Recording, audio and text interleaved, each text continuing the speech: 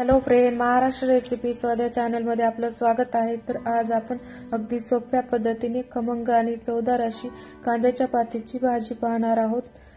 चला तर रेसिपीला सुरुवात करूया। तर या इथे मी एक जुडी कांद्याची पात स्वच्छ निवडून धुवून अशा पद्धतीने बारीक अशी कट करून घेतली आहे। तर सुरुवातीला आपल्याला या भाजीसाठी काय काय साहित्य लागते ते पाहूया। तर या इथे मी याच पातीचे 2 कांदे बारीक अशा पद्धतीने कट करून घेतले आहे।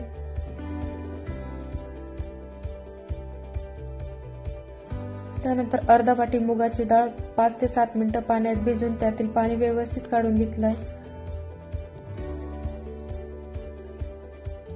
2 मोठे चमचे भाजलेले शेंगदाण्याचं कूट घेतलं आहे। एक छोटा टोमॅटो बारीक कट करून घेतला आहे। अर्धा चमचा हळद, 2 चमचे लाल मिरची पावडर घेतली आहे। चवीनुसार मीठ घेतलं आहे। अर्धा चमचा मोहरी, अर्धा चमचा जिरे घेतले आहे। 1 चमचा भाजलेल्या जिऱ्याची पूड घेतली आहे। 6 ते 7 ठेचलेल्या लसणाच्या पाकळ्या घेतल्या आहेत आणि फोडणीसाठी तेल लागेल। तर सुरुवातीला गॅसवर कढईत 2 चमचे तेल गरम करत ठेवलं आहे। तेल थोडंसं आपल्याला या भाजीमध्ये जास्तच वापरायचं आहे। तेल गरम झालं की यामध्ये अर्धा चमचा मोहरी टाकूया। त्यानंतर अर्धा चमचा जिरे टाकायचे आहे।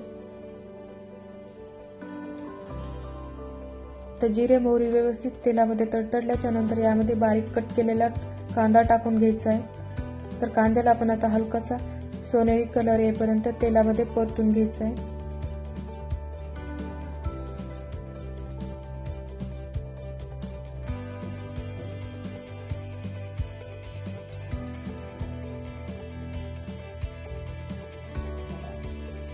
त्यानंतर यामध्ये आपण ठेचलेलं लसूण टाकून घेऊया।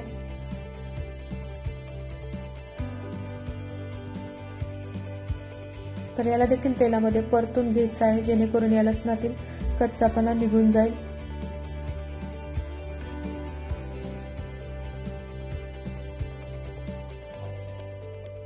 तर कांद्याला आणि लसणाला व्यवस्थित परतून झालाय। तर कांद्याचा कलर देखील हलकासा चेंज झाला आहे। तर यामध्ये आपण आता 2 चमचे लाल मिरची पावडर टाकून घ्यायची आहे। तर लाल मिरची पावडरच्या ऐवजी तुम्ही हिरवी मिरचीची पेस्ट टाकली तरी चालते। तर तिखटाचे प्रमाण तुम्ही थोडंसं तुमच्या आवडीनुसार टाकले तरी चालेल। त्यानंतर आपण 1 चमचा भाजलेले जिऱ्याची पूड टाकून घेऊया। अर्धा चमचा हळद टाकून घ्यायचं आहे। तर याला तेलामध्ये मिक्स करून घ्यायचं आहे। बारीक कट करून घेतलेला टमाटर टाकून घेऊया। तर याला देखील तेलामध्ये परतून घ्यायचं आहे। त्यानंतर आपण जी भिजवलेली मुगाची डाळ आहे ती टाकून घ्यायची आहे। तर यामध्ये मी मुगाची डाळ वापरली आहे, याऐवजी तुम्ही दुसरी कोणतीही डाळ वापरली तरी चालते। तर याला देखील तेलामध्ये आपण परतून घेऊया जेणेकरून हे सर्व मसाले या डाळीला लागले जातील।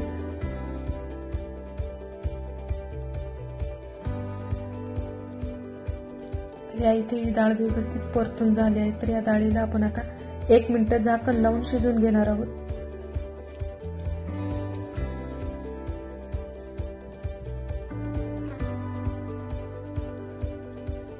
तर 1 मिनिट झाले आहेत।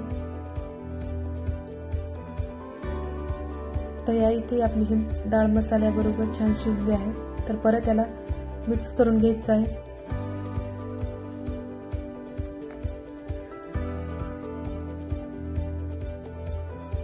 तर यामध्ये आपण आता बारीक कट करून घेतलेली कांद्याची पात टाकून घ्यायची आहे।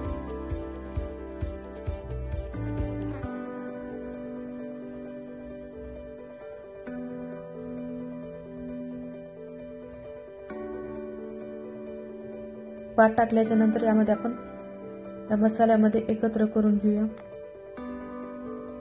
तर ही भाजी तुम्ही मुलांना डब्याला देखील देऊ शकता, खूप छान लागते। घरी एकदा नक्की ट्राय करून पहा।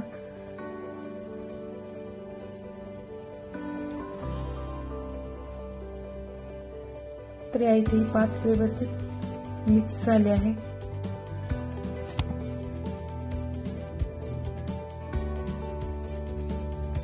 तर मिक्स झाल्यामुळे ही भात आधीच्या पेक्षा अर्धी झाली आहे।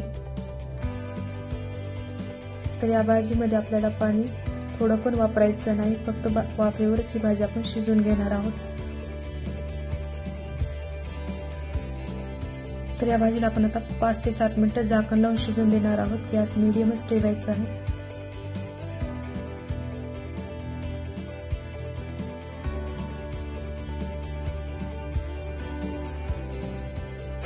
तर 5 ते 7 मिनिटं झाली आहेत, तर आपण आता झाकण उघडून पाहूया।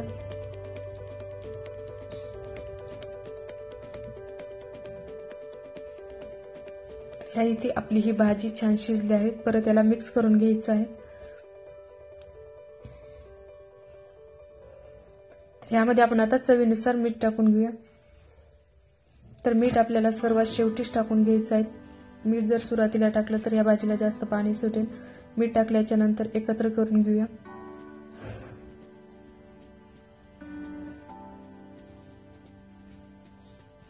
त्यानंतर आपण जो भाजलेल्या शेंगदाण्याचा कूट घेतला आहे ते देखील यामध्ये टाकून घ्यायचा आहे। तर भाजलेल्या शेंगदाण्याचा कूट टाकल्यामुळे ह्या भाजीची चव खूप छान लागते। याला देखील आपण या भाजीमध्ये व्यवस्थित एकत्र करून घेऊया।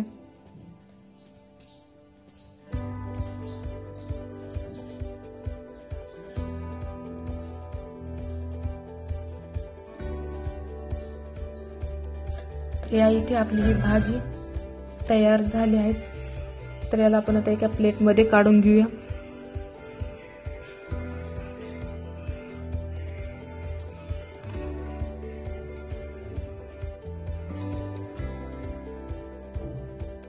तर मस्त आपली खमंग आणि चवदार अशी कांद्याच्या पातीची भाजी तयार झाली आहे। तर ही गरम गरम ज्वारी किंवा बाजरीच्या भाकरीसोबत तर खूप छान लागते।